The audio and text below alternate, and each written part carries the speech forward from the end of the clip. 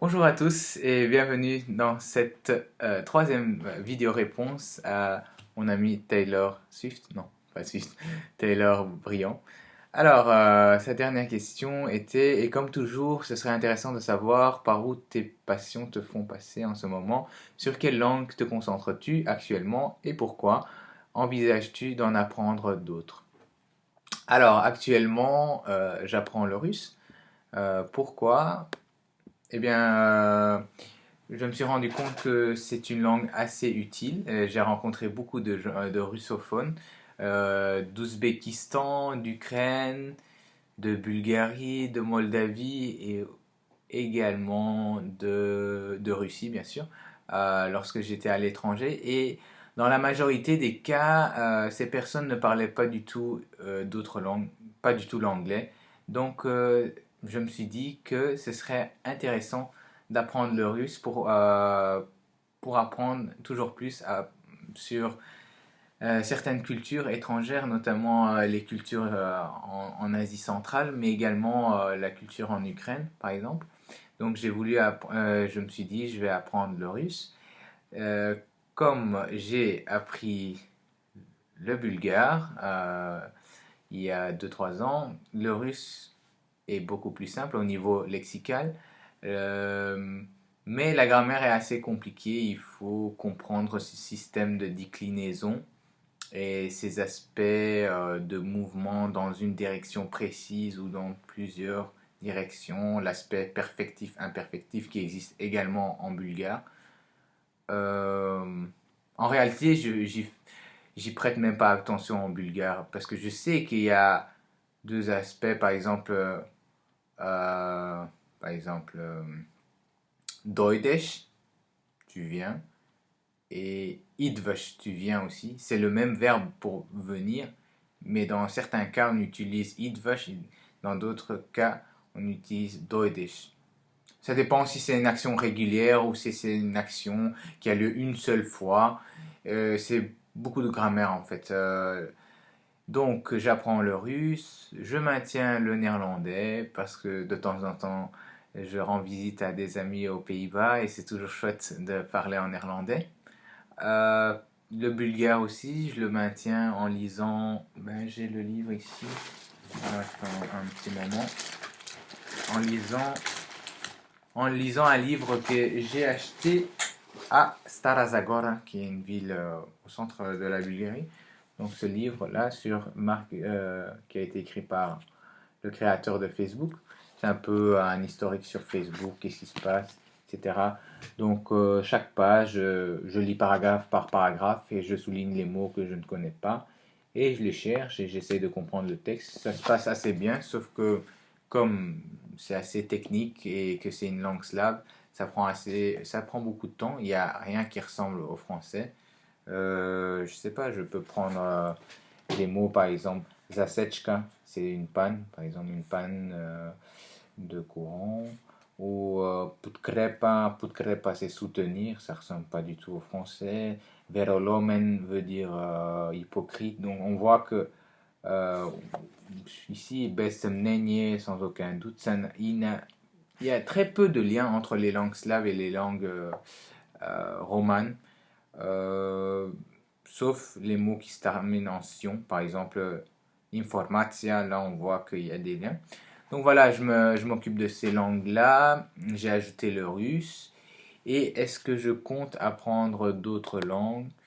Ben, chaque fois il y a un dilemme pour les personnes qui aiment apprendre d'autres cultures et d'autres langues, qui s'intéressent à d'autres langues, qui aiment voyager, qui aiment découvrir, c'est soit maintenir une langue pour la perfectionner, ça prend énormément de temps parce qu'on sait qu'on a besoin que de 3 000 mots pour les conversations journalières, mais peut-être on aura besoin de 7 000 mots, 10 000 mots en plus pour pouvoir lire un roman ou lire des articles plus poussés. Donc ça prend beaucoup de temps pour acquérir ces 7 000 à 10 000 mots supplémentaires. Alors il y a un choix qui s'opère, soit laisser tomber certaines langues qu'on a déjà apprises en faveur des langues que l'on souhaite apprendre. C'est ce que j'ai fait quand j'ai appris le turc et l'arabe. mis un peu sur pause mon espagnol. Mais c'était pas un problème parce que je pratiquais de temps en temps l'espagnol et je n'oublie pas vraiment l'espagnol. Alors, les prochaines langues que j'aimerais apprendre, j'apprendrai avec grand plaisir l'albanais.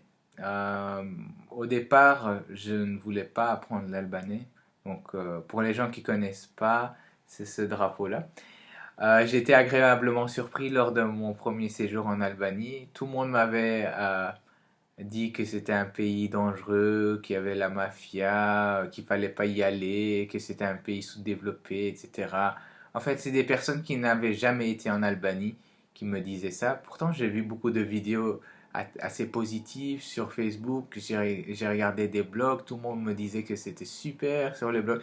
Donc, j'étais tellement intrigué et j'avais déjà été dans la plupart des pays balkaniques, à savoir la Bulgarie, la Macédoine, la Roumanie, la Turquie. Donc je me suis dit pourquoi pas la Bulgarie, pourquoi pas cette fois l'Albanie. Je me suis rendu en Albanie, à Tirana et à Kruj, qui est une ville qui est située à 1 heure de la capitale, et j'étais mais vraiment abasourdi quand je suis arrivé.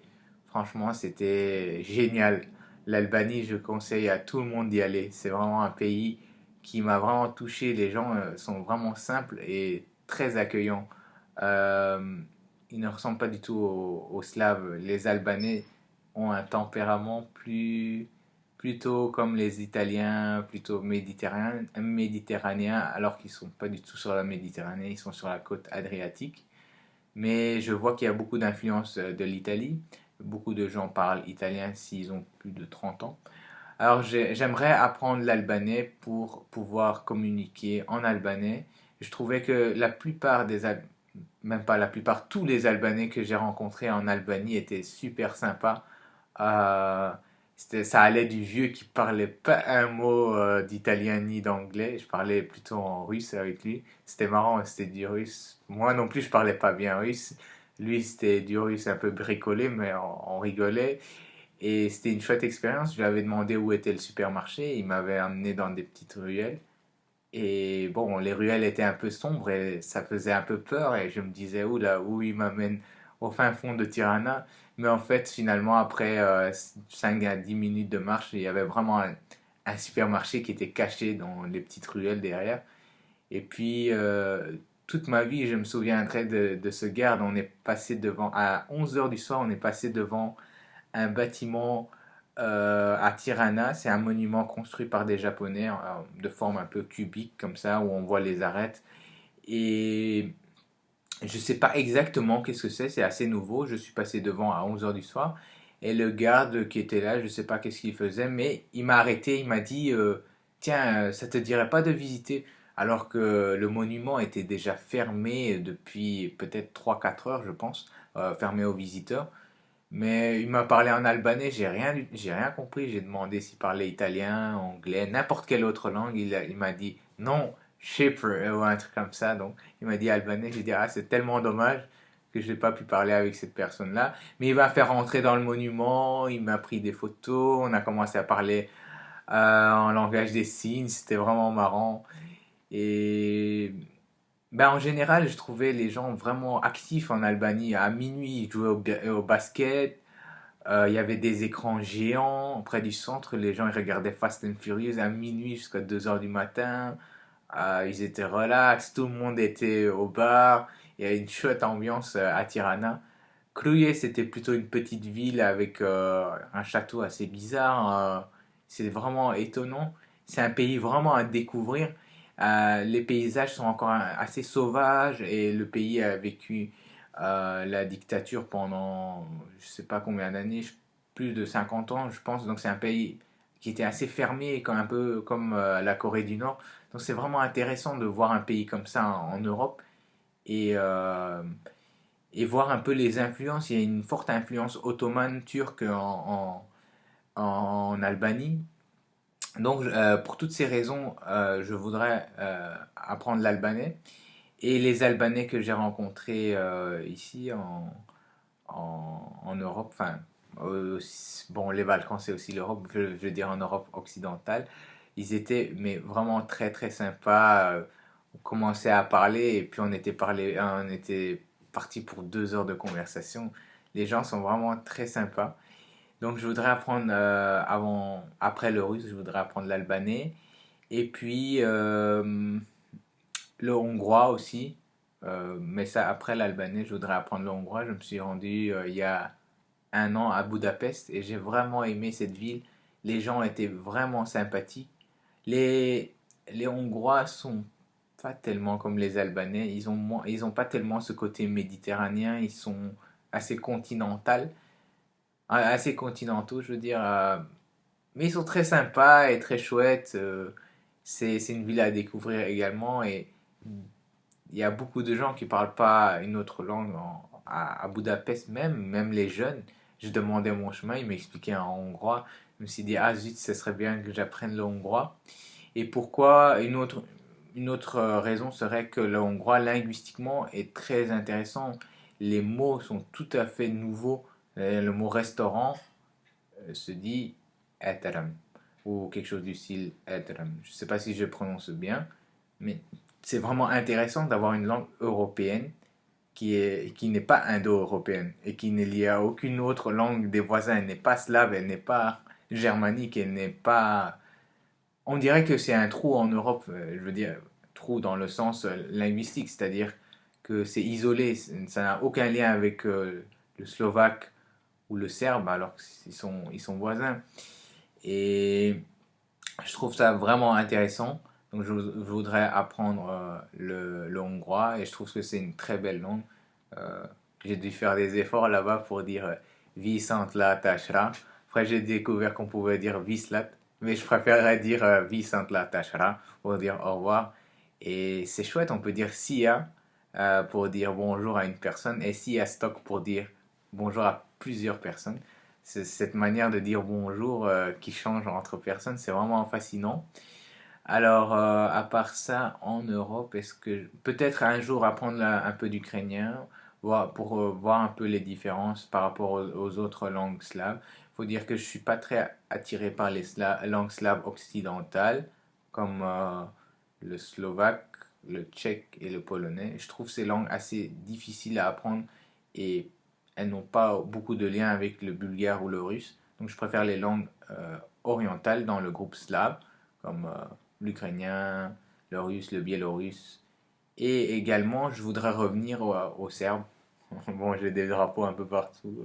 J'arrive pas à le pointer. Bon, c'est le drapeau juste là. Voilà. J'étais en Serbie aussi l'année dernière. Et c'était fantastique la Serbie. Les gens vraiment, mais ils avaient la main sur le cœur. Je demandais ma route à Belgrade, enfin mon chemin. Et il y a une avocate, une dame, elle a posé ses courses par terre et a commencé à me raconter des histoires sur la ville de Belgrade. Elle m'a dit, ah tiens, il n'y a pas que cette artère commerciale à visiter, tu peux visiter Zemun, tu peux visiter ci et ça. J'avais fait l'effort d'apprendre le serbe pendant 4 mois. Ouais. Bon, j'avais la 6000 croate, mais c'est plus ou moins la même chose, mis à part quelques différences au niveau de la prononciation et l'usage de certains mots qui existent uniquement en Croatie et qui n'existent pas en Serbie.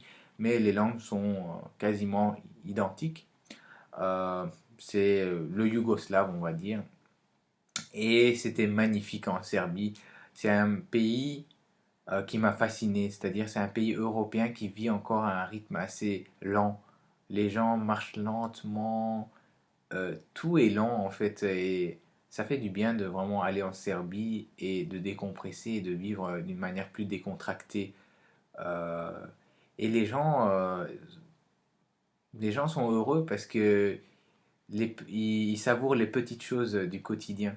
Euh, les choses qu'on a un peu oubliées en Europe occidentale. Chez eux, même, je sais pas, des choses très basiques, par exemple une petite promenade, ou je sais pas, les gens ils aiment bien les choses simples et ils n'ont pas peur des inconnus. Tout le monde se parle, on peut rentrer dans un café et commencer à papoter avec n'importe qui. Les gens sont super ouverts. Donc, le serbe, j'aimerais bien approfondir le serbe. J'ai acheté quelques livres pour le serbe. et j'ai quelques magazines également. Et en ce qui concerne les langues asiatiques, j'aimerais apprendre le vietnamien. En fait, j'ai des amis dans un restaurant vietnamien et je trouve ça assez chouette. Et c'est dommage que j'arrive pas à communiquer en vietnamien avec eux parce qu'ils sont assez rigolos. Ma mère, elle parle vietnamien, donc elle parle en vietnamien. À chaque fois, je me demande ce qu'elle dit et puis je vois des ressemblances avec le chinois. Donc je me suis dit, ce serait cool d'apprendre un de ces quatre. Et le cantonais aussi, pour une fois visiter Hong Kong. Euh, le cantonais, c'est assez facile parce que euh, ça a des similarités avec le mandarin que je parle déjà, donc c'est pas vraiment un défi d'apprendre le cantonais, même l'écriture, ça prend pas beaucoup de temps pour moi. Et finalement, peut-être aussi le cambodgien, c'est pas une langue qui m'intéresse beaucoup, mais elle a l'air chouette et c'est assez unique la façon d'écrire en cambodgien, ça vient du sanskrit, donc peut-être un de ces jours, mais c'est pas vraiment une priorité. Et le coréen. Pourquoi le coréen? Parce que j'ai déjà appris déjà des bases en japonais et je parle chinois. Donc je me suis dit, bah, le coréen, c'est un peu la langue entre les deux qui, a, qui possède du vocabulaire chinois et des structures grammaticales japonaises, mais il y a la difficulté du langage honorifique. C'est-à-dire quand on parle avec une personne plus âgée, il faut changer beaucoup de choses, le vocabulaire, je pense la conjugaison. Donc ça peut être intéressant de découvrir cet aspect honorifique qui existe également en japonais. En japonais, on dit shiteimasu ka pour c'est une phrase normale, mais quand on s'adresse à une personne âgée, on doit dire gozanji desu ka. Ça veut dire le savez-vous, mais on transforme le shiteimasu ka en gozanji desu ka. Et je trouve ça passionnant. Donc voilà la dernière vidéo concernant les langues qui m'intéressent. Alors, quelle langue est-ce que tu apprends, toi, personnellement? Est-ce que tu pourrais écrire un commentaire ou partager pourquoi, les raisons pour lesquelles tu apprends cette langue et quelle langue te fascine? Merci beaucoup et je vous souhaite une bonne journée et beaucoup de chance dans votre apprentissage des langues étrangères. Au revoir.